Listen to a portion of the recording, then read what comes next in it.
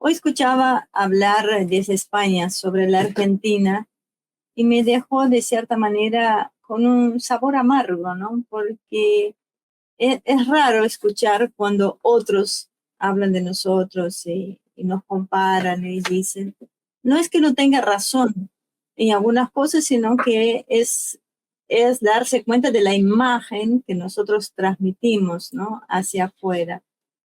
Entonces, se me ocurrió un poquito hablar justamente de lo que está sucediendo en la Argentina o como lo vemos acá, porque de cierta manera no es que Argentina esté viviendo una anomalía política, porque Milei se vende con una imagen muy, ¿cómo podré decir? Una imagen de una Argentina pujante, que él vino a cambiar, ¿no? Un personaje exótico. Y yo creo que está mostrando en realidad de una forma bastante descarnada, yo creo que el destino de los estados que renuncian, ¿no? A pensarse como nación, como lo está haciendo Argentina. Y lo dijimos en su momento, que la llegada de Javier Milei al poder no inauguraba nada nuevo, sino que exponía el agotamiento final, ¿no? De un proceso que comenzó mucho antes y que tuvo en el kirchnerismo su fase de degradación estructural. Uno tiene que sacarse de la cabeza de que hay dos modelos en disputas, el de Javier Milei y el de kirchnerismo. No, no hay dos modelos en disputa. Yo creo que lo que hay es una misma lógica de disolución aplicada con diferentes discursos, ¿no? El kirchnerismo, por supuesto que no fracasó por exceso de Estado ni por sensibilidad social, sino que para mí fracasó porque convirtió al Estado en un mecanismo de apropiación política. La economía se sostuvo de cierta manera sobre una renta extraordinaria, pero no sobre la producción, ¿no? No hubo una industrialización, no hubo un desarrollo tecnológico, no hubo acumulación de capacidades nacionales, sino que hubo un consumo artificial, de cierta manera, financiado con emisión, con destrucción del ahorro y una transferencia sistemática de recursos desde el trabajo hasta la estructura política misma. Fíjense que la pobreza no viene por accidente. En ese entonces tampoco fue accidental. No es que la pobreza aparece de la nada. Yo creo que fue consecuencia lógica, ¿no? De un modelo que necesitaba la dependencia social para sostenerse.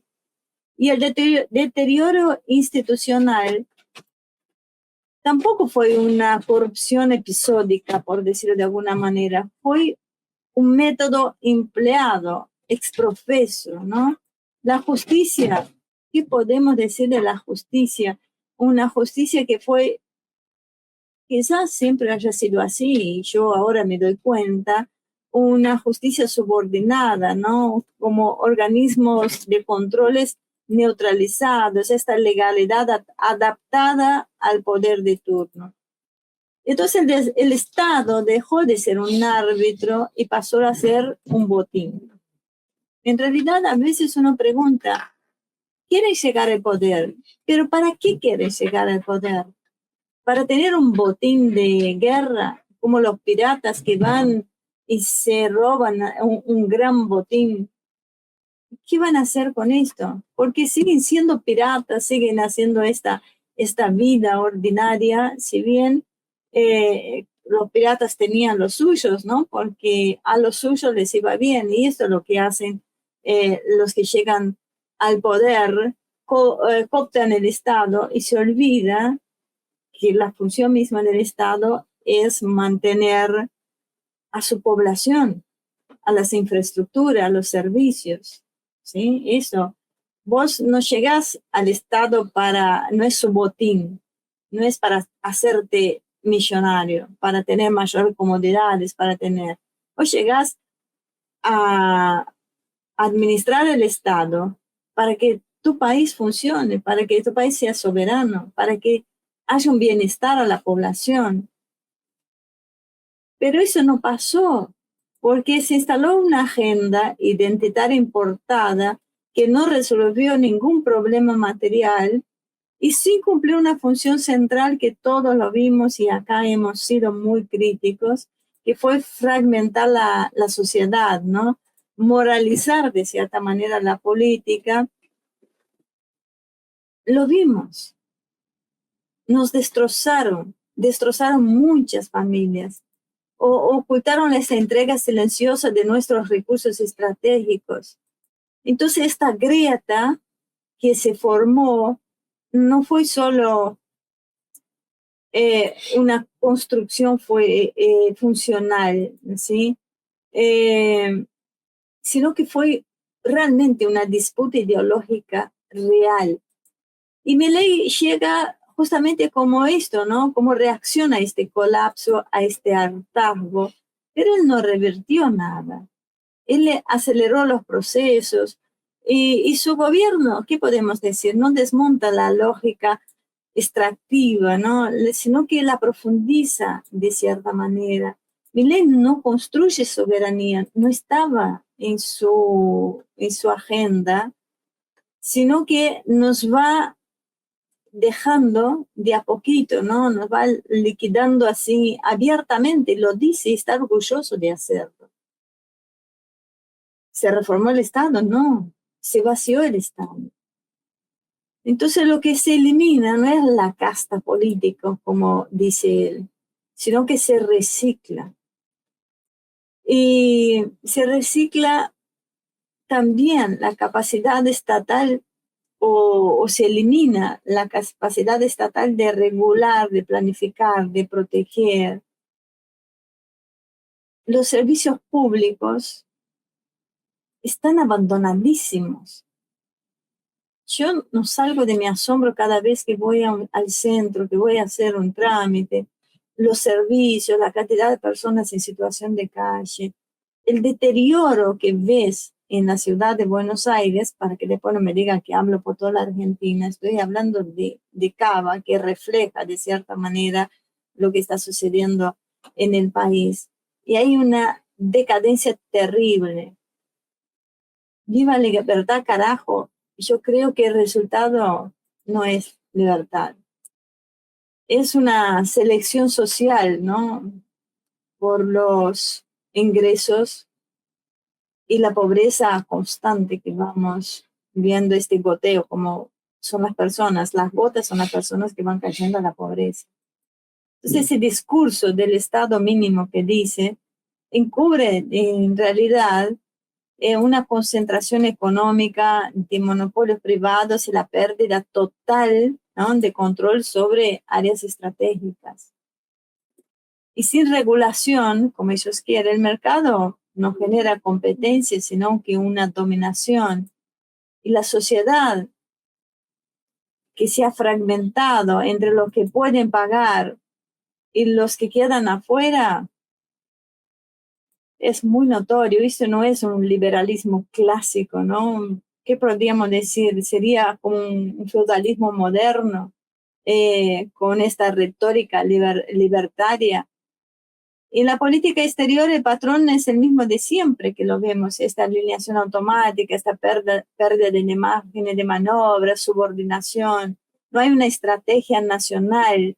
Argentina vuelve a colocarse como un actor periférico que intercambia la soberanía por el respaldo externo, ¿no? Repitiendo como siempre el comportamiento histórico de una élite que nunca pensó el país como un proyecto propio.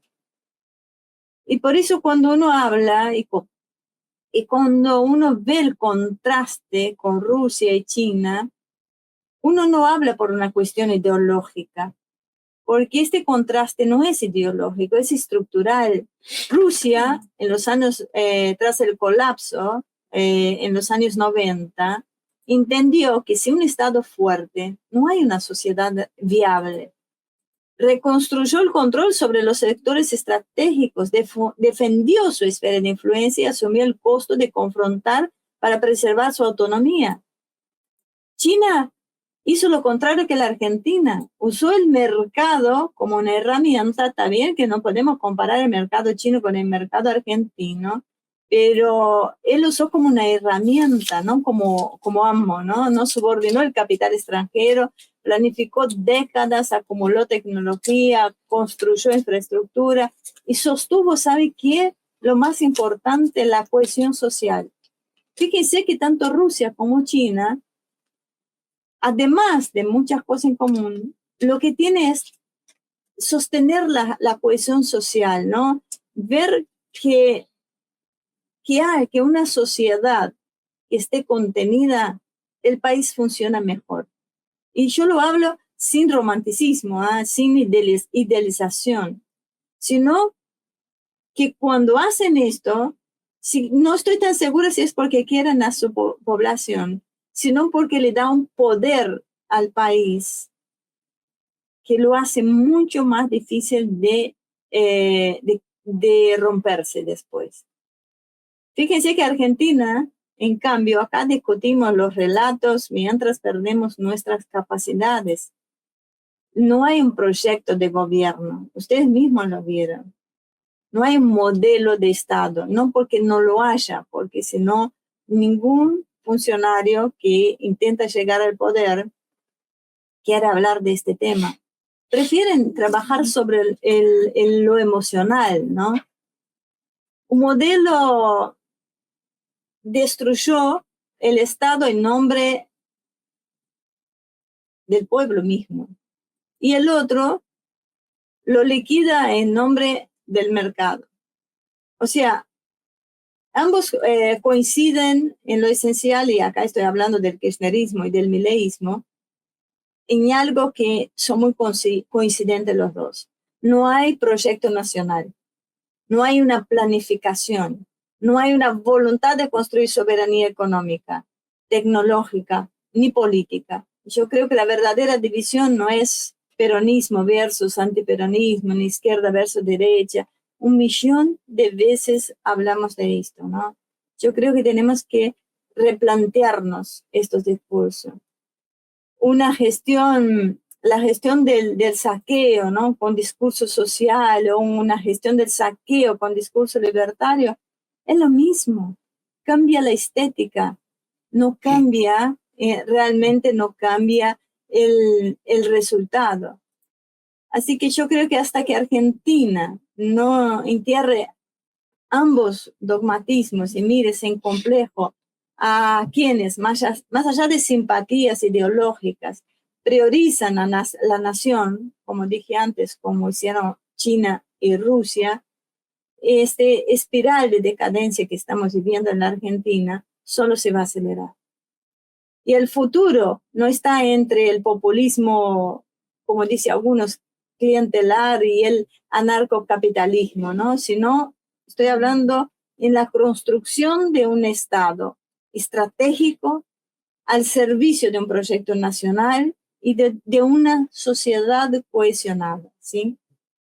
Todo lo demás, literalmente es un entretenimiento para llevarnos cada vez más a una gran decadencia. Bienvenidos.